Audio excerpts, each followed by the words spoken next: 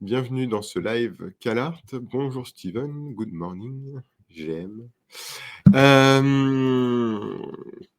Et donc, un nouveau live CalArt pour parler un peu de l'actualité des NFT, des projets NFT que vous pouvez avoir. L'idée de ce live, c'est toujours un peu la même chose, c'est-à-dire que moi, je vous présente les différents sujets que j'ai vus passer dans la semaine, les différents échanges que j'ai eus. Et vous, n'hésitez pas à interagir, soit au travers du chat, soit au travers des commentaires si vous regardez le live en replay, soit en DM, si vous osez pas. Vous êtes toujours les bienvenus et moi je vous réponds selon ce que je sens. Et puis voilà, un petit rappel toujours en introduction, CalArt, on fournit des solutions aux entreprises pour leur permettre de se lancer dans les NFT. L'idée, c'est qu'on fait des NFT de manière simple et accessible à tous. Qu'est-ce que ça veut dire? Ça veut dire qu'on fait des NFT en euros et en dollars sans crypto-monnaie. Et ça change tout. Ça change tout pour vos clients, ça change tout en interne. On fait des NFT sur une blockchain éco-friendly, qui a une consommation d'énergie raisonnable. Et on fait des NFT avec un but. On essaye de vous amener en fait les bons usages à amener derrière les NFT et pas faire des NFT pour faire des NFT. Et ce qui est plutôt valorisant pour votre communauté, votre audience ou vos clients. Mais du coup, sur Instagram, parce que si vous me voyez baisser la tête quand je vous regarde là, c'est normal, parce que aussi je regarde Instagram, et il y a Max Boyer, bonjour, qui dit « Comment c'est possible de posséder un NFT sans crypto, car ils doivent être sur une blockchain ?» Oui, les NFT sont bien sur une blockchain, et c'est vrai. Là-dessus, il n'y a pas de doute. Et nous, en fait, CalArt, on manipule de la crypto-monnaie. C'est nous, en fait, qui payons les gas fees, c'est nous qui payons les frais de mint. Vous, en tant que client, en fait, vous ne payez pas tout ça. Et c'est l'avantage. Les euros, en fait, sont manipulés et sont envoyés directement au vendeur. Donc, de la carte bleue de l'acheteur vers le compte du vendeur. Et du coup, il n'y a pas de manipulation de crypto-monnaie. C'est nous, en fait, CalArt, qui manipulons la crypto-monnaie, qui l'avons et qui l'utilisons sur la blockchain. Donc, il y a bien de la crypto-monnaie. C'est juste que c'est pas pour les clients. Donc, merci pour ta question.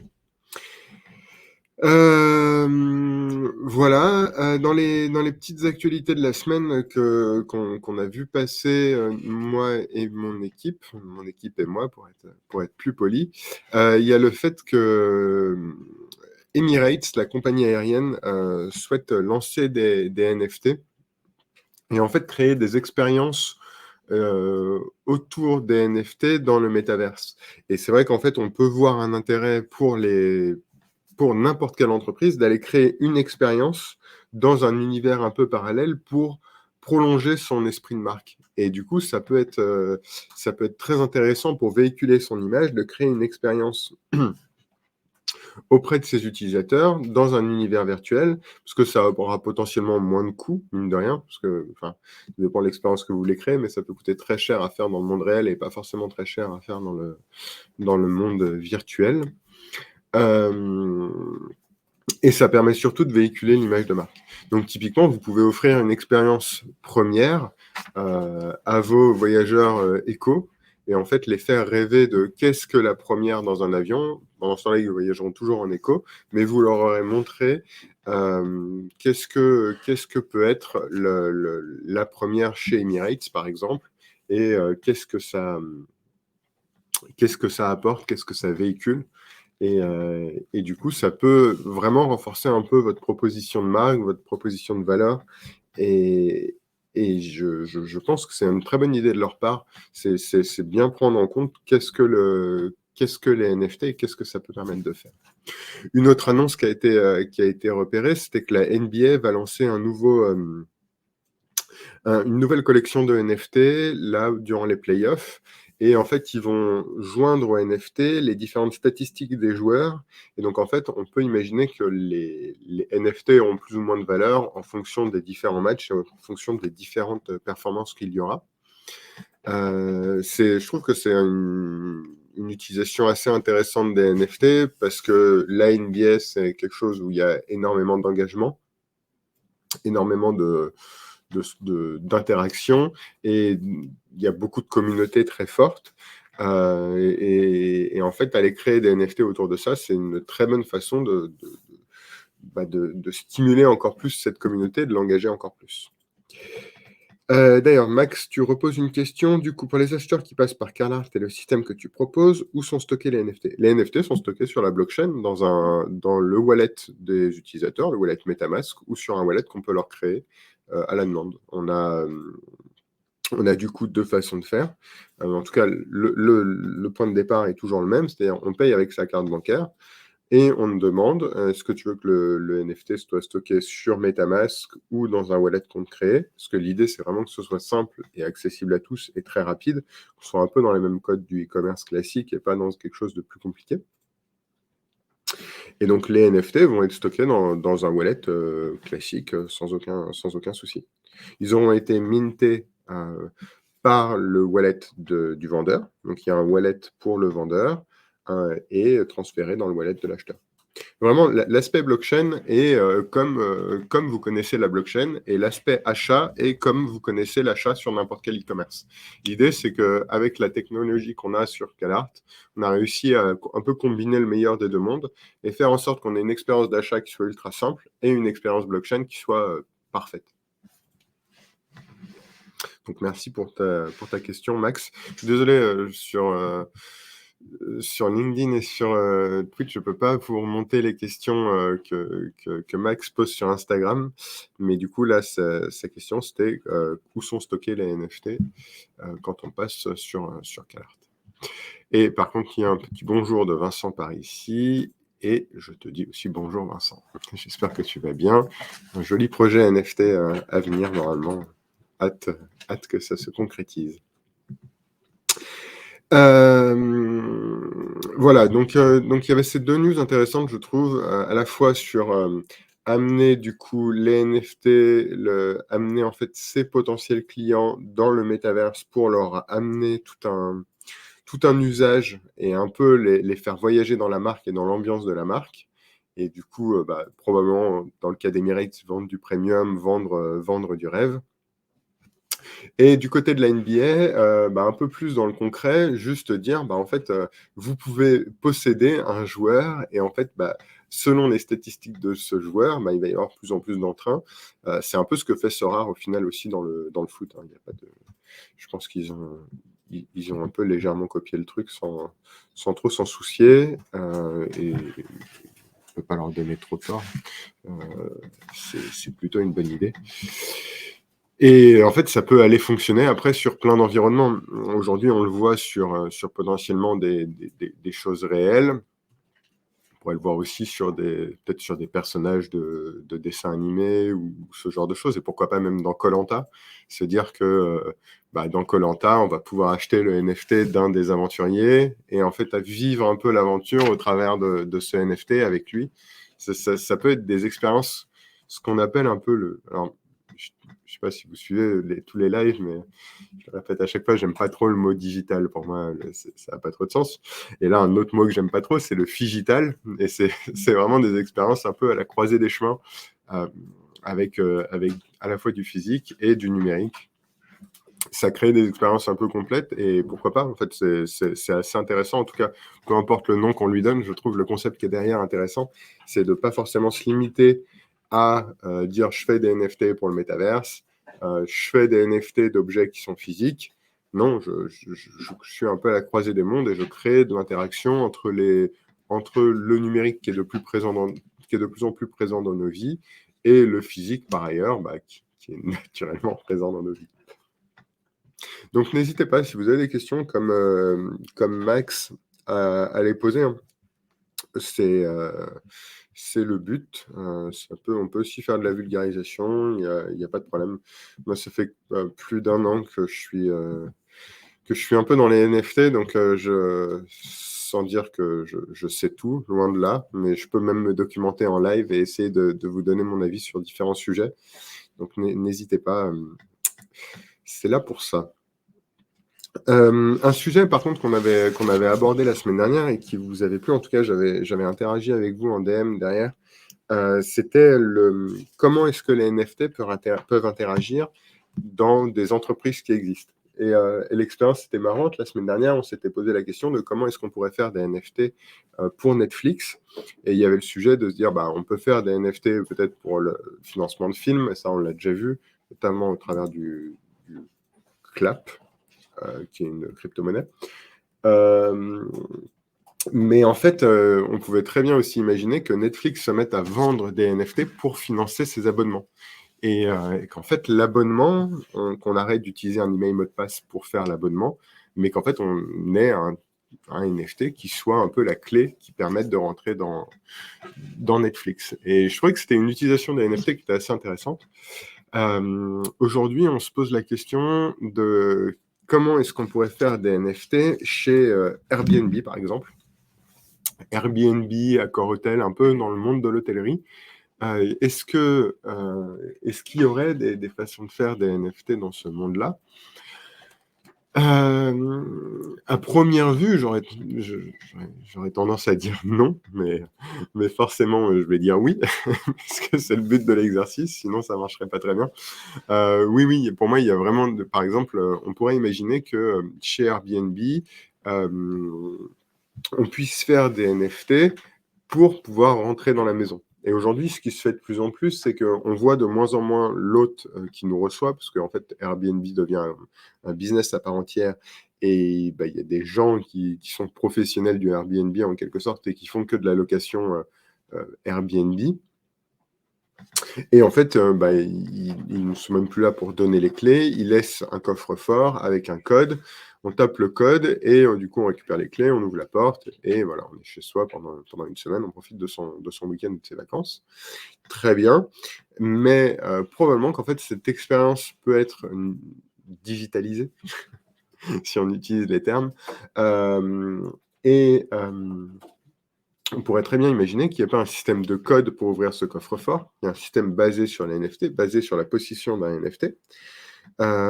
Et on pourrait même aussi se dire que pourquoi pas la porte pourrait être elle-même ouverte grâce à un NFT. Qu'en fait, on en soit à numériser la clé physique. Aujourd'hui, il y a déjà des expériences qui existent où en fait on va numériser la clé et bah, par exemple on peut l'ouvrir à travers son téléphone portable. On peut l'ouvrir sans fil. D'ailleurs, c'est le cas dans un hôtel, vous allez avoir une carte pour ouvrir votre porte. C'est une carte maintenant de plus en plus sans contact. Donc il y a vraiment plein de choses qui se passent déjà autour de la modification de la clé. Et les clés sont de moins en moins des clés. Mais en fait, les clés pourraient être des NFT. Et là, on aurait une sécurité très forte sur bah, cet élément qui permet d'ouvrir la clé. Parce qu'en fait, quel est l'intérêt d'aller faire des NFT un peu partout?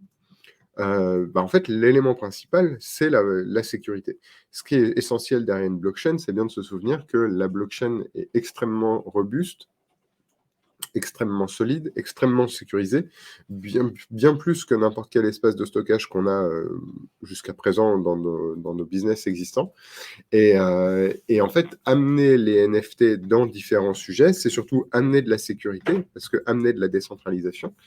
Et du coup, bah, on va pouvoir toucher tout un tas de secteurs. Donc c'est le cas pour potentiellement Airbnb, c'est le cas pour bah, le monde de l'hôtellerie, et ça peut même être le cas maintenant, on voit de plus en plus aussi la location à la demande de véhicules comme Getaround, il y avait Autolib à Paris avant. Tout ça, en fait, c'est vraiment des usages où bah, on a de plus en plus cette idée que la clé n'est plus une clé, elle est de plus en plus dématérialisée, ou en tout cas le support de la clé devient complètement différent, mais il reste adossé à quelque chose de physique, et je pense qu'en fait ce physique peut disparaître avec le temps. Euh, on va être de moins en moins d'avoir un support, de moins à, je la refais, on va de moins en moins avoir besoin d'avoir un support papier. J'espère que la phrase était correcte. Reprenez-moi si je me suis trompé, j'espère que vous aurez compris en tout cas ce que je veux dire. Mais en tout cas, on a moins besoin d'un support physique, on a surtout besoin d'un sentiment de propriété et d'un usage. Et en fait, l'avantage des NFT, c'est que ça remplit complètement ce rôle-là. En plus, on rentre dans une phase où on veut de moins en moins produire, on va de moins en moins utiliser de plastique, de moins en moins de papier. Donc en fait, la dématérialisation va complètement dans ce sens-là et on est de moins en moins dépendant des objets en tant que tels. On veut surtout aller vers l'usage. Et en fait, comme les NFT, c'est du code, on peut en faire potentiellement ce qu'on veut. Et du coup, moi, je trouve ça super intéressant. Là, je travaille avec un projet qui s'appelle The Safe Box. C'est un projet que je trouve génial, thesafebox.io. Il cherche, par exemple, à mettre des NFT dans le monde. Là, aujourd'hui, en tout cas, il commence par le monde du vin. Et du coup, avoir la possibilité d'aller mettre des NFT sur des des bouteilles de vin, et en fait pouvoir acheter des bouteilles de vin, pas les avoir tout de suite chez soi, mais pouvoir les récupérer quand on veut, et le faire grâce à des NFT. Et on pourrait très bien se dire, ça fonctionne très bien sans NFT, oui, on pourrait se le dire, sauf qu'il n'y aurait aucun vrai sentiment de possession, et grâce aux NFT, il y en a un. Et c'est décentralisé. Donc en fait, tout le monde est au courant que je suis possesseur d'une bouteille. Quel est l'intérêt que tout le monde soit au courant? En soi, pas vraiment l'intérêt que tout le monde soit au courant, mais qu'en fait, l'information puisse circuler et soit pas dépendante simplement de la personne à qui j'ai acheté la bouteille de vin. Tout le monde sait que j'en suis propriétaire, pas seulement la personne à qui j'ai acheté. Et donc, en cas de problème, je ne suis pas seulement dépendant de la personne à qui j'ai acheté. Tout le monde sait que c'est ma bouteille de vin, même si le vendeur après disparaît. Et du coup, voilà, c'est un peu une boucle complète, cette idée des NFT. Il y a plein d'intérêts à aller en faire. Il faut s'éloigner de plus en plus de l'idée de les NFT, c'est pour faire de la spéculation, les NFT, c'est pour faire de l'argent. Ça fait partie du jeu, parce qu'on peut très bien se dire, dans le cas d'une bouteille de vin, je vais l'acheter, mais en fait, je vais jamais la boire, je la revendrai dans 5 ans, et dans 5 ans, elle aura vieilli, et elle vaudra plus cher. Peut-être, c'est de la spéculation, mais on peut très bien se dire qu'aussi, on veut juste acheter une bouteille de vin, parce qu'on veut s'acheter une bouteille de vin, on veut être sûr d'avoir un titre de propriété lié à cette bouteille de vin, on veut que ce titre soit sûr et fiable, et en fait, ça suffit. Et les NFT viennent amener un usage qui est beaucoup plus sûr que ce qu'on a vu dans ce qu'on voit par ailleurs. Voilà. C'était un peu le sujet que je voulais aborder aujourd'hui, voir comment les NFT pouvaient amener de la sûreté, et pourquoi est-ce qu'en fait ils peuvent remplacer des choses qu'on connaît déjà. Parce qu'en fait, même s'il y a des usages, les NFT amènent plus de sécurité dans tous les cas. Et ils amènent une forme de confiance que beaucoup d'objets aujourd'hui ne permettent pas d'avoir. Donc c'est pour moi un atout très intéressant. En plus de ceux que j'ai déjà cités par le passé, n'hésitez pas, si vous voulez regarder un peu de contenu au sujet des NFT, on republie tous les lives sur YouTube. D'ailleurs, vous y laissez aussi des commentaires, et c'est bien chouette. J'apprécie. Mes équipes aussi, d'ailleurs, parce je suis pas tout seul à travailler sur le sujet de ce live, et en fait, c'est rassurant, et c'est apaisant de voir qu'il y a du monde qui nous regarde, il y a du monde qui interagit et que ça intéresse les gens.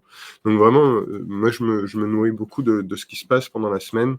N'hésitez pas à interagir sur les sujets, même là, si vous voulez réagir en live, tu l'as fait, Max, tout à l'heure, merci.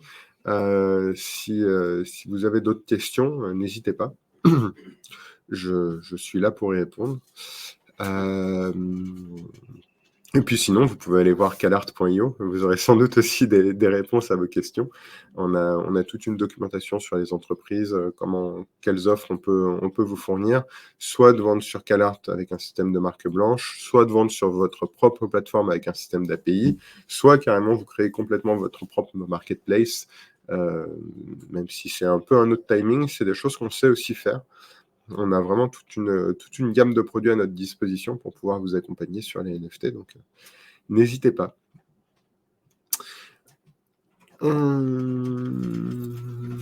J'attends de voir un petit peu s'il y a différentes questions parmi les auditeurs sur les différentes plateformes. Ça a l'air plutôt calme aujourd'hui. Eh bien, ainsi soit-il. Je me demandais d'ailleurs si vous aviez des idées pour faire évoluer le format. Est-ce que vous voudriez, par exemple, que ce soit plus structuré? Parce que là, j'ai tendance à faire des choses un peu comme ça me vient et je prends un sujet en tête pour démarrer, mais c'est pas forcément très structuré. Je suis pas forcément un grand plan. Est-ce que ça vous aiderait si j'annonçais le plan à l'avance? Est-ce que l'horaire vous convient? Euh, et, euh, et, euh, et voilà, si vous avez des suggestions pour faire avancer.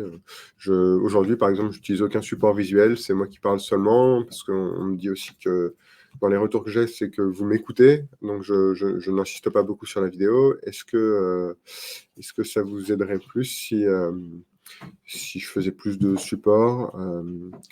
Est-ce que... voilà, je ne sais pas. Je suis ouvert à toute suggestion. N'hésitez pas aussi à interagir, même sur cet aspect-là. Vincent, tu disais, c'est exactement mes questions pratiques à poser sur les différents modèles CalArt. Tu, tu veux poser quoi comme question? Je n'ai pas suivi. N'hésite pas à préciser. Et oui, par exemple, un sujet planifié. C'est vrai que oui, aujourd'hui, je planifie pas forcément en amont. Ça pourrait être un peu plus pratique. Je me demandais aussi si jamais vous vouliez venir montrer peut-être interagir, enfin faire un live à deux ou voilà. Est-ce que vous voudriez venir présenter votre projet, par exemple, ou on pourrait interagir ensemble autour d'un projet. Et moi, je vous pose vos questions. Je sais pas. Les DAO, c'est un très bon sujet. Ça s'éloigne peut-être un peu pour le coup là, de mes connaissances. C'est un sujet qui est très vaste. Je ne sais pas si je serais à même de bien en parler. Je peux le vulgariser un peu. Je prends le point, mais je ne sais pas si je serais suffisamment expert. Mais en tout cas, j'entends. Et Vincent, tu réunis aussi marque blanche, API. Oui, oui. Mes questions pratiques à poser sur les différents modèles CalArt. Mais du coup, tu voudrais par exemple que je donne un cas pratique par rapport aux différents produits que nous avons? Ce serait ça ta question? Suspense, le temps de la réponse. Je vous l'affiche dès que je l'ai. Mais si c'est ça la question, en API, par exemple, on peut faire une intégration dans un e-commerce classique et on pourrait très bien se dire que si vous avez un site e-commerce, demain, vous pourriez vendre des NFT de la même façon que n'importe quel produit, parce que juste avec un appel API, on pourrait déclencher la génération d'un NFT. Donc ça fonctionnerait à la fois dans le e-commerce, mais ça pourrait fonctionner aussi ça pourrait fonctionner aussi dans un monde où vous ne cherchez pas à vendre les NFT. Vous pourriez être dans un monde où vous cherchez à donner des NFT, et auquel cas vous pourriez utiliser l'API juste pour émettre des NFT autant que vous en voulez. Le modèle marketplace à part entière, vraiment autonome, ça va être plutôt quand vous allez avoir un gros sujet lié à une marque qui est très forte et vous allez avoir un projet qui est sur la durée, sur qu'est-ce que vous voulez faire autour des NFT sur la durée. Donc là, vous allez pouvoir créer votre propre marketplace avec votre propre structure, vraiment parler à vos clients et uniquement vos clients sur ce domaine-là. Ça s'adresse plutôt aux grosses entreprises, aux gros projets. Par exemple, je parle avec une maison de vente aux enchères qui veut avoir sa propre marketplace. Pourquoi pas? Mais ça s'intègre vraiment dans un projet d'ampleur. Et après, sur CalArt, en fait, on a la possibilité d'aller faire des pages profils sur lesquelles, en fait, on ne parle que de vous. On ne va pas parler des autres créateurs, des autres vendeurs. Et en fait, ça vous permet de vous lancer dans les NFT quasiment comme ça, en un claquement de doigts, et d'aller très vite sur ce sujet. Donc, c'est vraiment CalArt.io, c'est un peu la plateforme pour se lancer très vite dans les NFT, et ça peut être fait en une semaine. Les autres sont les API, en général un tout petit peu plus long parce qu'il y a de l'intégration technique, et la marketplace marque blanche autonome, encore plus long, là, sur une échelle de mois peut-être, parce qu'il y a quand même tout un package à réfléchir. Donc Vincent, tu disais que c'était bien ça ce que tu voulais, et tant mieux, j'ai bien répondu. Peut-on passer d'un modèle à l'autre? Oui, on peut passer d'un modèle à l'autre, les modèles sont complémentaires, ils peuvent être différents. On peut vraiment voyager soit entre les deux, soit même faire les deux, ou les trois. Ça vit sans problème. Et tu cites un exemple de plateforme DAO, c'est Upstream App, que je ne connais pas, donc je vais juste aller jeter un coup d'œil. Upstream App. D'accord, c'est une plateforme pour faire sa DAO et pour pouvoir lancer une DAO. D'accord. Pour faire du coup des community tools, communication, voting, token. Ok. Ouais, très intéressant, effectivement, ouais, de pouvoir lancer sa DAO facilement. Très bien, une bonne idée. Il y a plein de sujets aussi où on peut faire des DAO. Donc, pour ceux qui m'écoutent en live, Upstream App, upstreama2p.com. Et ben merci Vincent pour ces éléments complémentaires. Je note en tout cas la suggestion d'annoncer un peu le thème en amont et de vous avertir dessus. Ça peut aussi effectivement vous aider à vous projeter. Parfait. Bah écoutez, si vous avez encore des questions, n'hésitez pas, je peux y répondre. Et ben justement, Demir Kassim. Bonjour, CalArt se base sur quelle blockchain? On est sur la blockchain Polygon et on sera aussi bientôt disponible sur la blockchain Tezos. La prochaine qu'on intégrera sera probablement Solana. Et ce sera déjà pas mal. Je pense qu'une fois qu'on aura couvert ces trois-là, on aura une bonne capacité d'adaptation. Mais voilà, pour l'instant, en tout cas, c'est Polygon, bientôt Tezos.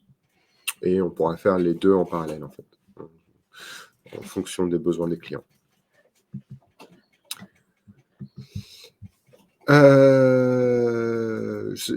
Pour le coup, c'est vrai que je parle assez peu de blockchain. En fait, comme l'idée, c'est de faire en sorte que le NFT soit simple, je rentre rarement dans les détails techniques de comment on fait. Et Max, du coup, tu posais des questions en intro. Demir, effectivement, tu faisais la petite question technique en sortie, c'est parfait. Comme ça, on aura fait du technique au début et à la fin, et le milieu aura été plus concentré sur les usages. Eh ben, merci à vous en tout cas d'avoir suivi ce live.